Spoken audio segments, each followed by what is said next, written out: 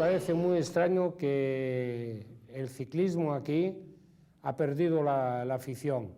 Ya se encuentran pocos jóvenes que quieren practicar el ciclismo. No es como del otro lado, donde vosotros, en el País Vasco Sur, donde hay una gran afición para ello. ¿Por qué se ha perdido? Se ha perdido porque creo que los chiquillos ya no quieren hacer tantos esfuerzos para un deporte muy duro, donde hay muchos sacrificios a hacer. Más les gusta hacer deportes de equipo, como el fútbol, en particular el rugby aquí, el tenis y todos los deportes de playa. Y por eso el ciclismo aquí, pues no se puede decir, ha habido muchos corredores y muy buenos por el pasado, pero ahora se ha perdido un poquitín.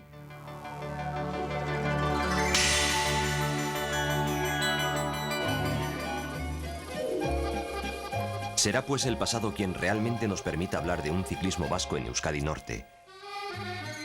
Así los nombres de Paul May, Roger Lapevy, Albert Dolatz o Jean-Baptiste Imtsegaray nos van a llevar hasta aquellos 30 en los que el ciclismo había comenzado a rodar por aquellas carreteras aún sin asfaltar.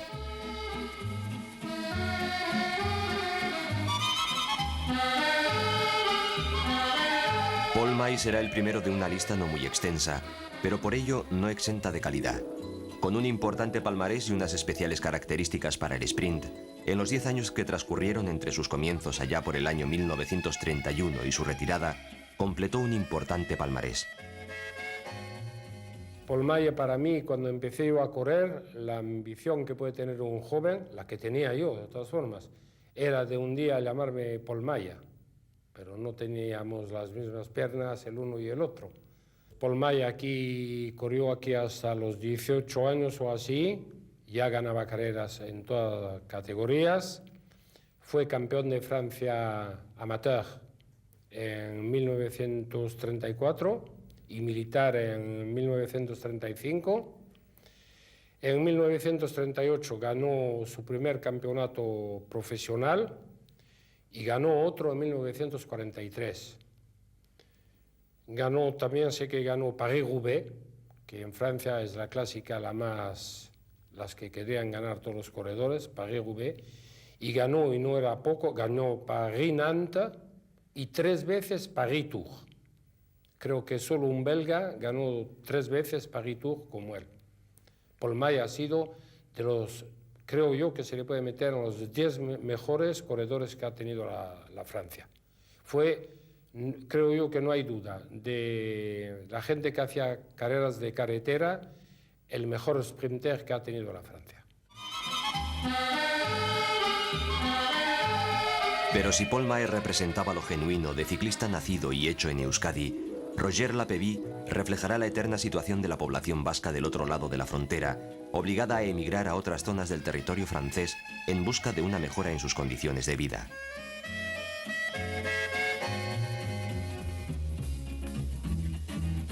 Roger Lapevy, nacido en Bayona un 16 de enero de 1911, fue uno de los grandes ciclistas de la preguerra. Empezó su actividad en pista para posteriormente lograr un tercer puesto en la general del Tour de 1934 y el triunfo final en 1937, siendo así el primer vasco en obtener la victoria en esta gran prueba. Que añadido al Campeonato de Francia de 1933, a la General de la París-Niza en 1937 o al Circuito de Morbihan, dan una idea de su carrera profesional que se vio truncada en 1939 tras una grave caída en la prueba Burdeos-París, lo que le obligó a abandonar la práctica del ciclismo de una manera prematura.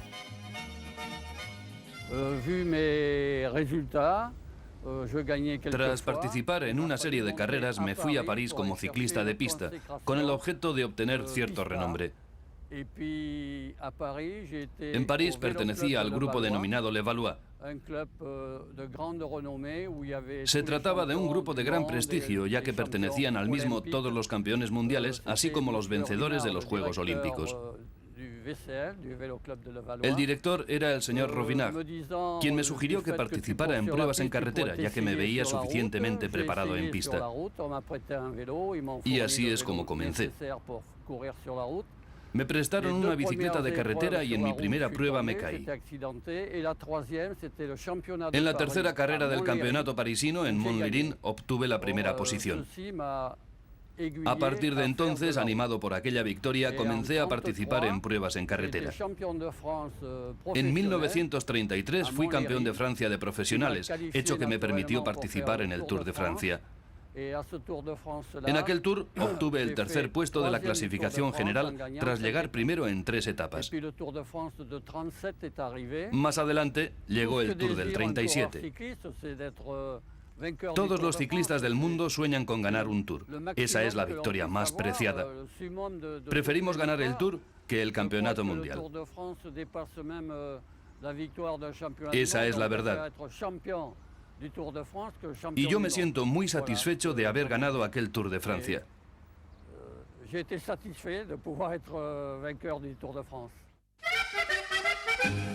Su triunfo en el Tour, controvertido por la retirada del equipo belga, le encumbró a lo más alto del ciclismo, aunque ello no fue óbice para que al año siguiente no fuese invitado a participar en esa prueba por las desavenencias con el entonces todopoderoso Henri Degrand.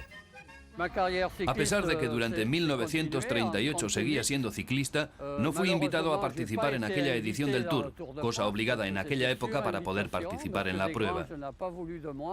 Sin embargo, el señor Degrand no quiso saber nada de mí. En cualquier caso, estuve presente como periodista del Epic Parisien, junto con el prestigioso comentarista Félix Levitan. Fue entonces cuando tuve la oportunidad de conocer al señor Degrand, dueño absoluto del Tour. Después de aquello gané alguna prueba más. Un caso curioso en esta historia particular del ciclismo en Euskadi Norte lo representó Ricardo Montero. Natural de Villafranca de Ordizia, obtuvo importantes triunfos en las pruebas que por aquel entonces se celebraban en Euskadi Norte, acreditando sus grandes dotes de escalador, completando de esta manera un palmarés ya importante con los triunfos logrados al otro lado de la frontera. Un señor que corrió con él, muy famoso también, un sprinter de aquí que se llamaba Paul Dagès y que me dio consejos a mí, me aconsejó algunos años, y cuando hablaba de Ricardo Montero como de Victor Fontaine, la misma cosa. Es decir, él me contaba que cuando tenía bastante, a la fin de la carrera decía, bueno, señores, ahora me voy, y se iba. Ricardo Montero aquí ha dejado, ¿cómo se dice?, un recuerdo terrible en la bicicleta aquí. Pero quizá quien más fielmente refleje la situación real de Euskadi Norte, tanto a nivel deportivo como a nivel social, será Albert Olatz. Baserritarra comenzó y terminó en la granja que le vio crecer.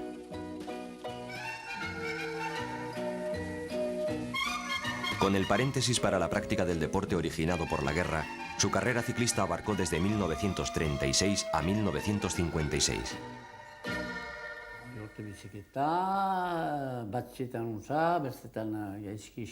A veces con más fortuna y otras con menos. Siempre era satisfactorio. Porque el dinero que ganábamos, poco o mucho, era un dinero bien ganado. Ya que entonces no había sponsors ni patrocinadores, los ciclistas franceses solo contábamos con nuestras bicicletas, las cuales teníamos que montar, transportar, arreglar.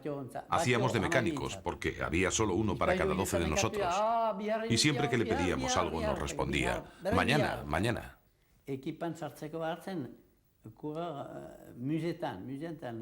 Para pertenecer a un equipo como profesional, hacía falta tener una gran fuerza de voluntad.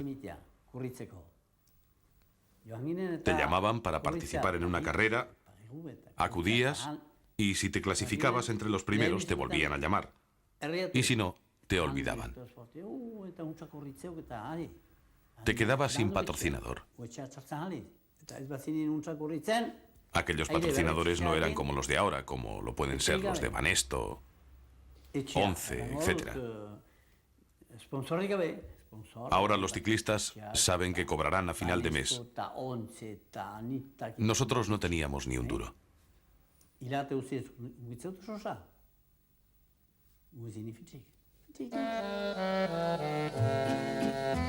Pero no serían estos los únicos nombres de aquella época que nos ha llevado desde 1930 hasta el 50. Jean-Baptiste Ntzegaray, Jacques Música o André Lavilly fueron algunos otros que completaron la lista de ciclistas vascos de estas 2 décadas. Comencé en el año 43 en el equipo Aviron Bayonnet. Aún no había acabado la guerra, por lo que no era fácil conseguir materiales para las bicicletas. Cuando empecé, la rueda delantera de mi primera bici era algo más pequeña que la trasera y la cadena pertenecía a una moto. En los primeros tiempos participé en carreras de esta zona. Más adelante, en 1948, viajé a París para participar en una prueba más importante. Me sentía bien y salí con fuerza tratando de llegar el primero. Por supuesto, también era ese el objetivo de otros muchos. Así que la carrera acabó al sprint entre 30 corredores. En aquella prueba participaban corredores muy buenos, pero resistí y acabé ganando la prueba.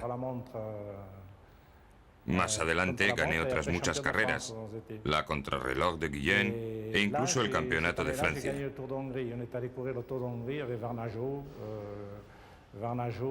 Junto con Bernachon, Bourchatou y Quessac, gané el denominado Tour del Porvenir. En otra ocasión, también llegué el primero en 4 etapas de ese Tour.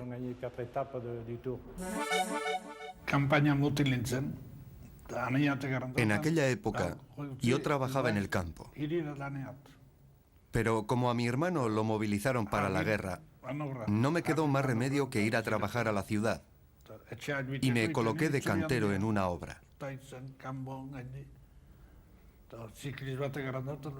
Para regresar a casa debía de recorrer un largo camino, y lo hacía en bicicleta. Un ciclista que me vio me dijo que me dedicara a las carreras, y así empecé. Sin pensarlo más, me hice a la carretera y participé en carreras de pista y montaña con la Musi. En el 43 me fui a Alemania como inmigrante. Cuando comencé con Insi Garay, él era ya bastante mayor y estaba a punto de abandonar el mundo del ciclismo. Fundamentalmente participamos juntos en carreras en pista. Y lo hicimos bastante bien. No obstante, en su juventud había ganado todas las pruebas de ámbito regional. Fue uno de los más prestigiosos profesionales de Francia. Si las condiciones hubieran sido las apropiadas, habría podido llegar a ser incluso campeón del mundo. Y llegamos a unos 50 en los que un nombre iba a ocupar las primeras páginas dentro del ciclismo francés, André Darrigat. Landés de nacimiento, fijando posteriormente su residencia en Biarritz, considerándose ya un vasco de adopción. Su impresionante palmarés hace de él una figura dentro del panorama del ciclismo mundial. Especialista en llegadas al sprint, tuvo una dilatada carrera profesional que fue desde 1951 a 1966. Sí, es cierto que me dediqué al ciclismo durante bastantes años. Verdaderamente me gustaba mucho. En 1966 lo dejé todo porque ya no me sentía con la misma fuerza ni con la misma capacidad de ganar al sprint que en tiempos pasados. Así que decidí que había llegado la hora de retirarme.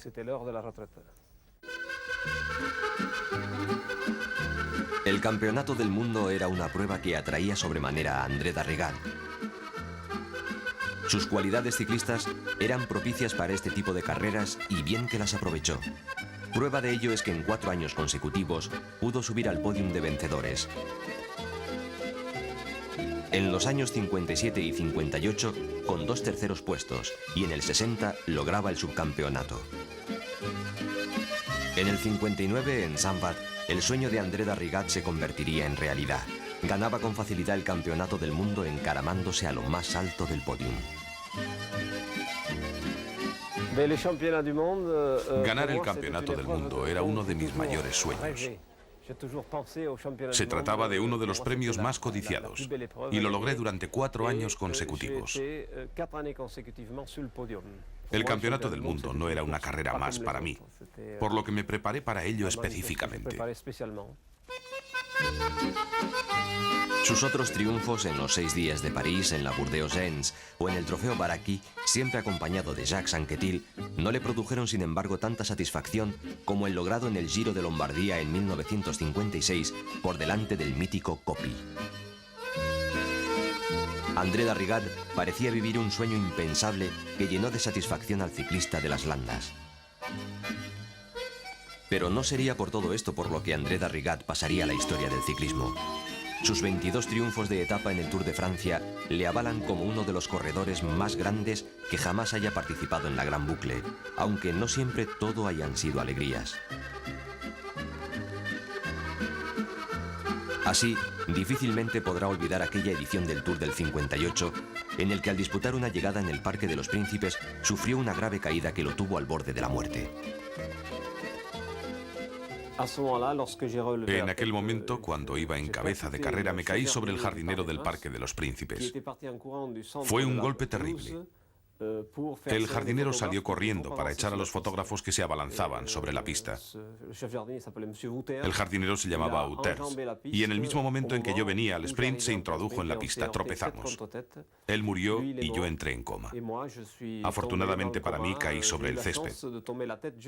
Si hubiese caído un poco más arriba, me habría golpeado contra la acera, me habría fracturado el cráneo y habría muerto también yo.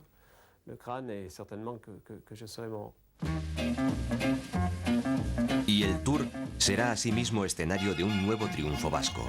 En 1959, Marcel Queil, natural de Maule, conseguiría cruzar en primer lugar la meta instalada en Bayona en la 9ª etapa, logrando así un gran triunfo que no sería el único en su trayectoria como ciclista. Era un profesional y me sentía muy bien. En aquella etapa me sentía a gusto, me recuperaba con facilidad. En la Dauphiné Libéré gané la etapa casi al final.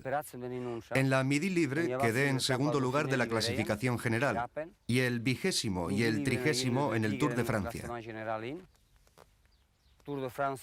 Asimismo, acabé en los puestos 20 y 21 en sucesivas vueltas.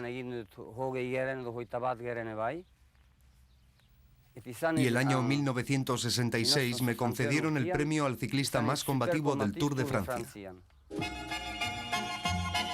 A mediados de los 60, un grupo de corredores del otro lado de la Muga participaban en diversas pruebas de Iparralde, ansiosos por conocer y habituarse a la forma de correr del pelotón francés y cubriendo de paso el vacío dejado por un ciclismo en Euskadi Norte en claro declive.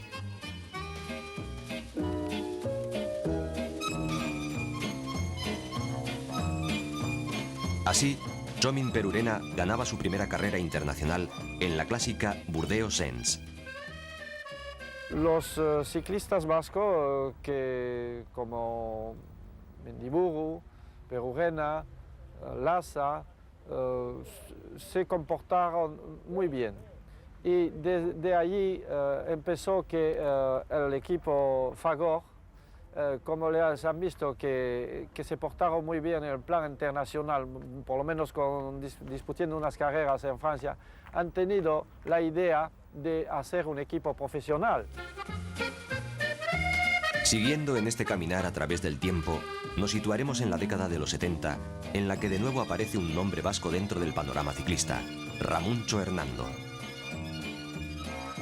Atrás quedaron 10 años que mantuvieron la tónica del ciclismo en Euskadi Norte.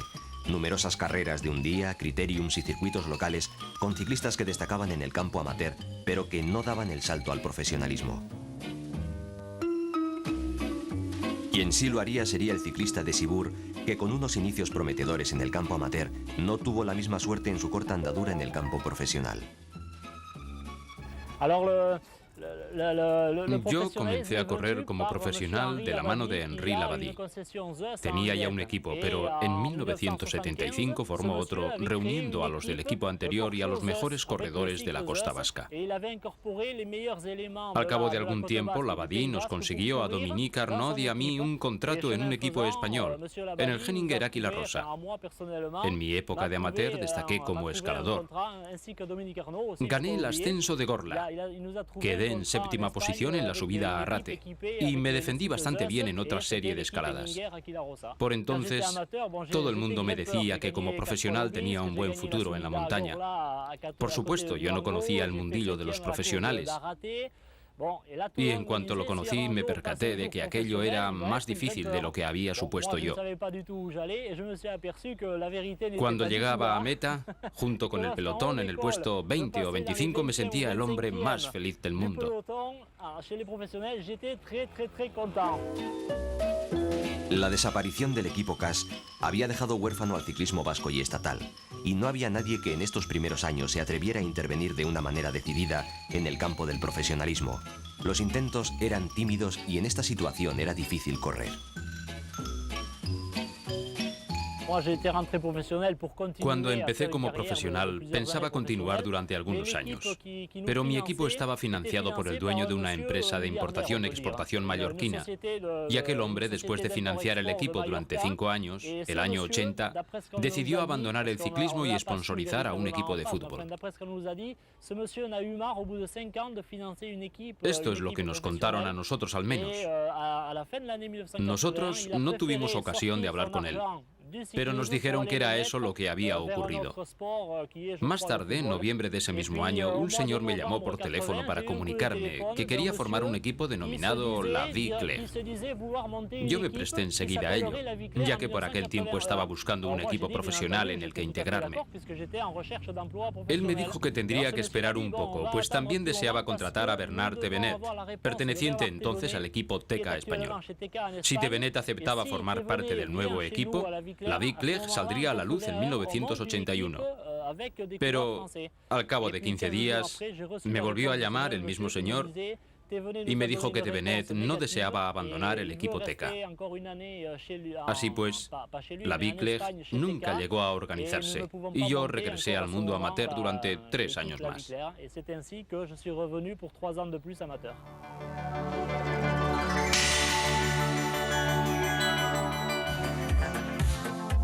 En una situación de estas características con pocos cambios reseñables, el presente y el futuro van irremediablemente unidos. El trabajo desarrollado por los clubes ciclistas trata de recuperar para el ciclismo vasco del norte aquellos tiempos pasados, aunque los frutos no lleguen en la medida de lo deseado.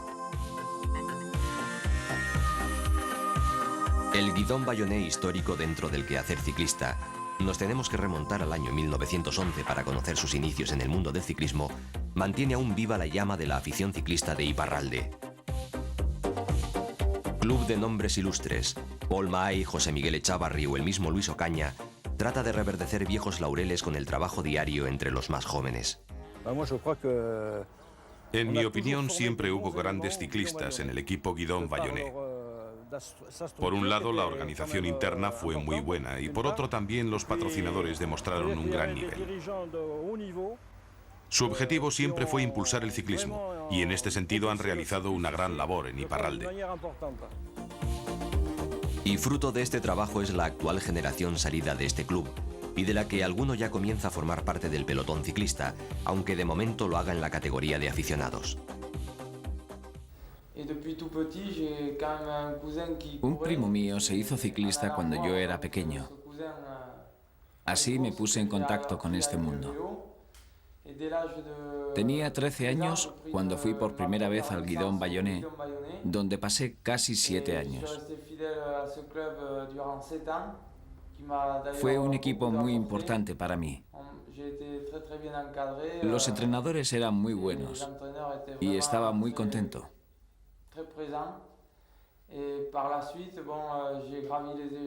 Después, tras pasar a la primera categoría senior, me fui a París con otro equipo.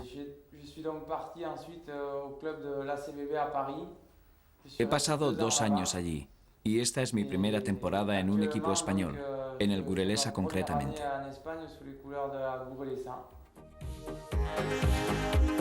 Y siguiendo con esta lista de nombres que de una manera u otra han hecho historia dentro del ciclismo vasco, otro nombre va a ocupar también un hueco dentro de este deporte: Francis Lafargue. Como casi todos aquellos aficionados al ciclismo en esta zona, también comenzó su andadura en el campo amateur, aunque en su caso particular recondujo su actividad pasando a ser relaciones públicas del equipo Reynolds, actual Banesto.